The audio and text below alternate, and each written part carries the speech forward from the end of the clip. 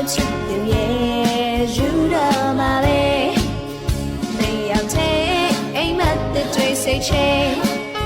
ဖြူစင်နေအနမ်းနေပဲဒီဆောင်မယ်မဝေးဘူးလို့ချစ်ကလေးပဲသူထားခဲ့ကြတယ်ကြပါမယ်အခုအန်ကြီးဝန်နေတယ်ချစ်သူရဲ့မနေတာတော့ပါနေမရှိတဲ့ခိုင်တာဆို